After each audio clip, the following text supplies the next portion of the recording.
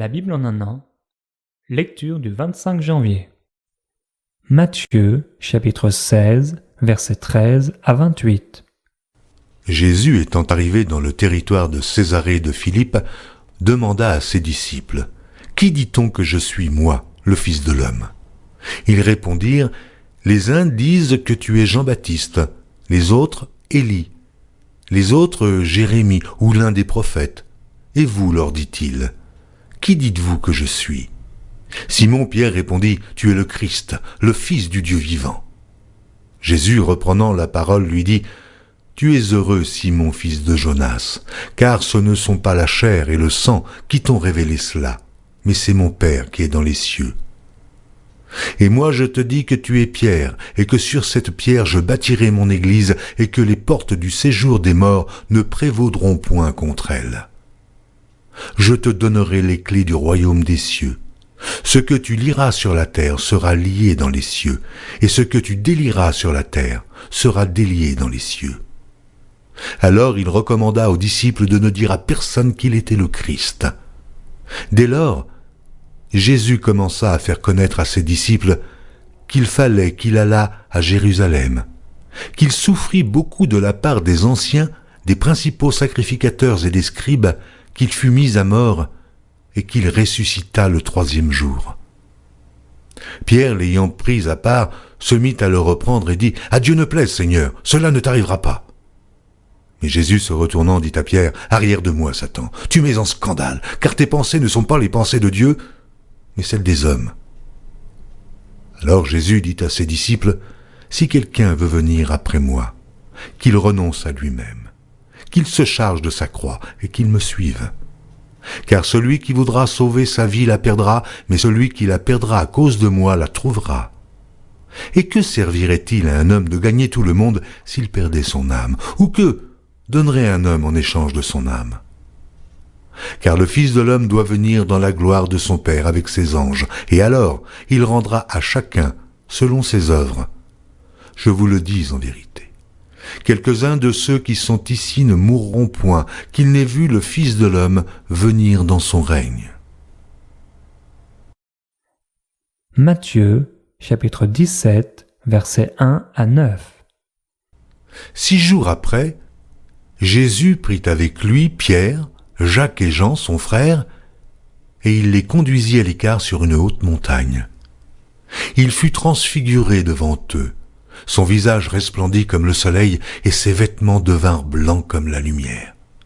Et voici, Moïse et Élie leur apparurent, s'entretenant avec lui. Pierre, prenant la parole, dit à Jésus, « Seigneur, il est bon que nous soyons ici. Si tu le veux, je dresserai ici 3 tentes, une pour toi, une pour Moïse et une pour Élie. » Comme il parlait encore, une nuée lumineuse les couvrit. Et voici, une voix fit entendre de la nuée ces paroles. « Celui-ci est mon Fils bien-aimé, en qui j'ai mis toute mon affection. Écoutez-le. » Lorsqu'ils entendirent cette voix, les disciples tombèrent sur leurs faces et furent saisis d'une grande frayeur. Mais Jésus, s'approchant, les toucha et dit, « Levez-vous, n'ayez pas peur. » Ils levèrent les yeux et ne virent que Jésus, seul. Comme ils descendaient de la montagne, Jésus leur donna cet ordre. « Ne parlez à personne de cette vision, jusqu'à ce que le Fils de l'homme soit ressuscité des morts. » Genèse, chapitre 50. Joseph se jeta sur le visage de son père, pleura sur lui et le baisa. Il ordonna aux médecins à son service d'embaumer son père, et les médecins embaumèrent Israël. 40 jours s'écoulèrent ainsi et furent employés à l'embaumer, et les Égyptiens le pleurèrent 70 jours. Quand les jours du deuil furent passés, Joseph s'adressa aux gens de la maison de Pharaon et leur dit, « Si j'ai trouvé grâce à vos yeux, rapportez, je vous prie, à Pharaon ce que je vous dis. Mon père m'a fait jurer en disant, « Voici, je vais mourir. Tu m'enterreras dans le sépulcre que je me suis acheté au pays de Canaan. Je voudrais donc y monter pour enterrer mon père, et je reviendrai. » Pharaon répondit, « Monte, et enterre ton père comme il te l'a fait jurer. » Joseph monta pour enterrer son père. Avec lui montèrent tous les serviteurs de Pharaon, anciens de sa maison, tous les anciens du pays d'Égypte, toute la maison de Joseph, ses frères et la maison de son père. On ne laissa dans le pays de Goshen que les enfants, les brebis et les bœufs. Il y avait encore avec Joseph des chars et des cavaliers, en sorte que le cortège était très nombreux. Arrivés à l'ère d'Atad, qui est au-delà du Jourdain, ils firent entendre de grandes et profondes lamentations. Et Joseph fit en l'honneur de son père un deuil de 7 jours. Les habitants du pays, les Cananéens, furent témoins de ce deuil dans l'ère d'Atad, et ils dirent « Voilà un grand deuil parmi les Égyptiens. » C'est pourquoi l'on a donné le nom d'Abel Mitzraïm à cette ère qui est au-delà du Jourdain. C'est ainsi que les fils de Jacob exécutèrent les ordres de leur père.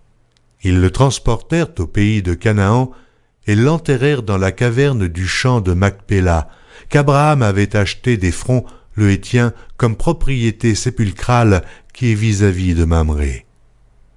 Joseph, après avoir enterré son père, retourna en Égypte avec ses frères et tous ceux qui étaient montés avec lui pour enterrer son père. Quand les frères de Joseph virent que leur père était mort, ils dirent « Si Joseph nous prenait en haine et nous rendait tout le mal que nous lui avons fait. » Et ils firent dire à Joseph « Ton père a donné cet ordre avant de mourir. Vous parlerez ainsi à Joseph.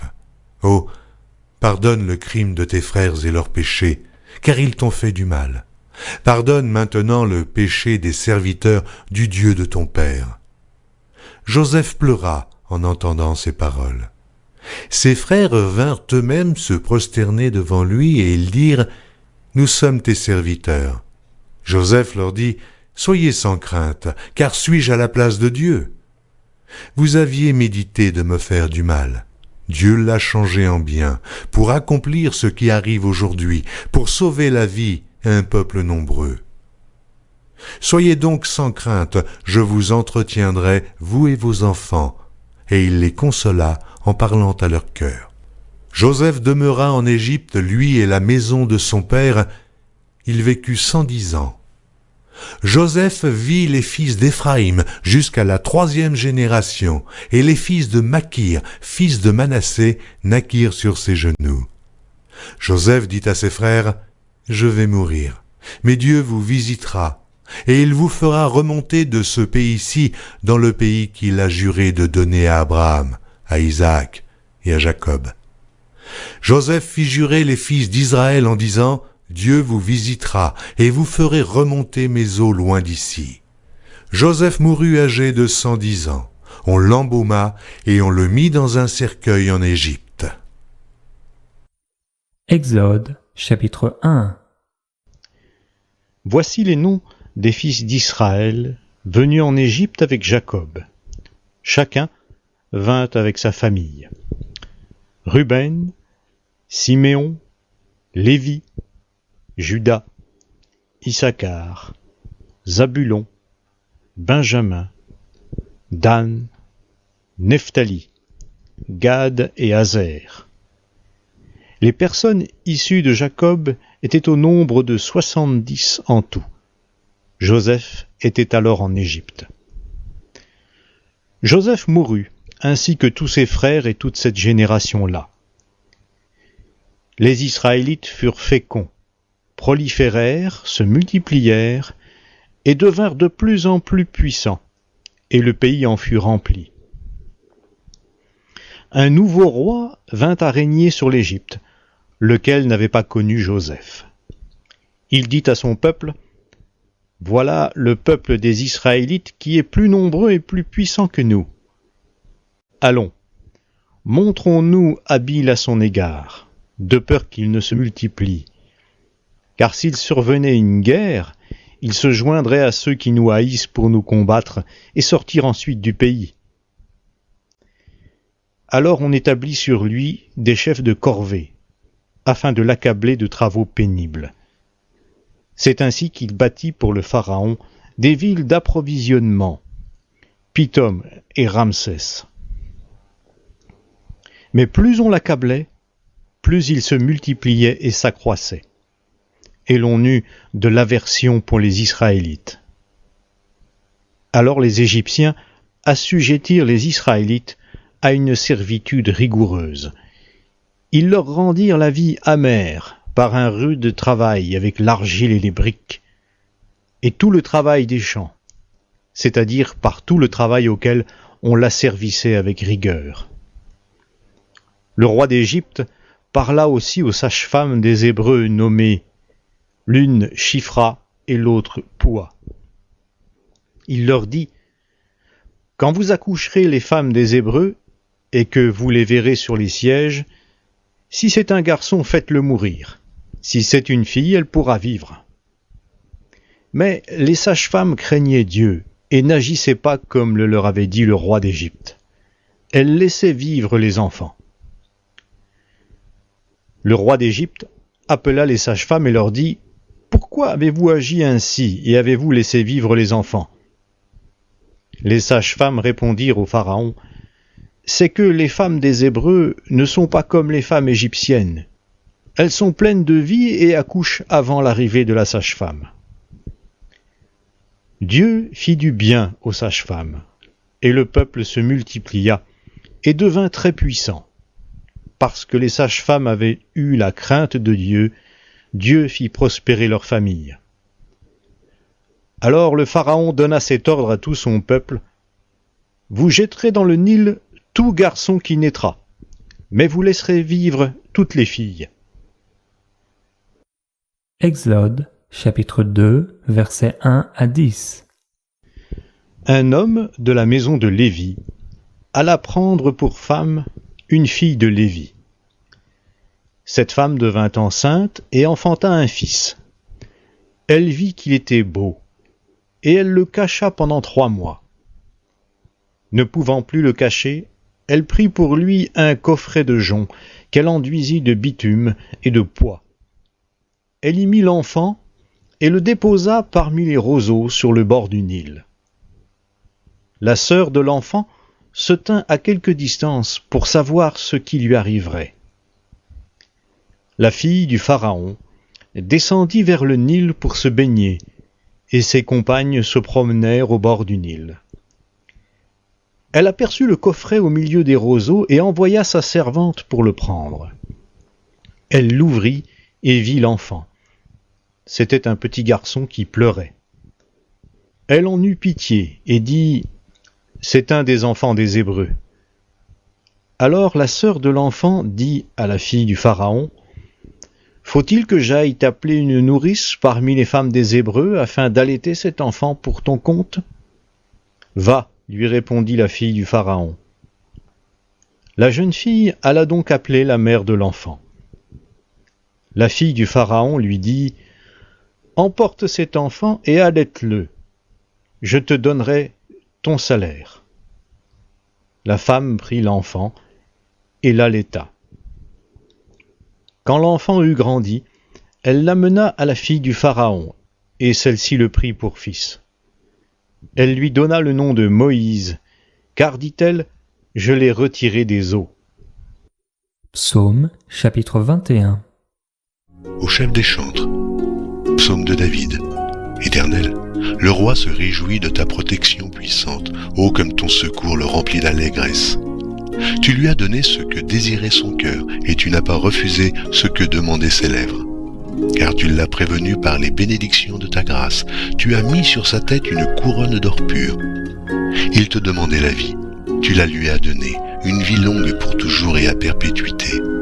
Sa gloire est grande à cause de ton secours. Tu places sur lui l'éclat et la magnificence. Tu le rends à jamais un objet de bénédiction. Tu le combles de joie devant ta face. Le roi se confie en l'Éternel et, par la bonté du Très-Haut, il ne chancelle pas. Ta main trouvera tous tes ennemis, ta droite trouvera ceux qui te haïssent. Tu les rendras tels qu'une fournaise ardente le jour où tu te montreras. L'Éternel les anéantira dans sa colère et le feu les dévorera. Tu feras disparaître leur postérité de la terre et leur race du milieu des fils de l'homme. Ils ont projeté du mal contre toi, ils ont conçu de mauvais desseins, mais ils seront impuissants, car tu leur feras tourner le dos, et avec ton arc, tu tireras sur eux. Lève-toi, Éternel, avec ta force, nous voulons chanter et célébrer ta puissance. Proverbes, chapitre 5, versets 1 à 6. Mon fils, sois attentif à ma sagesse. Prête l'oreille à mon intelligence, afin que tu conserves la réflexion et que tes lèvres gardent la connaissance. Car les lèvres de l'étrangère distillent le miel, et son palais est plus doux que l'huile. Mais à la fin, elle est amère comme l'absinthe, aiguë comme un glaive à deux tranchants. Ses pieds descendent vers la mort, ses pas atteignent le séjour des morts. Afin de ne pas considérer le chemin de la vie, elle est errante dans ses voies, elle ne sait où elle va.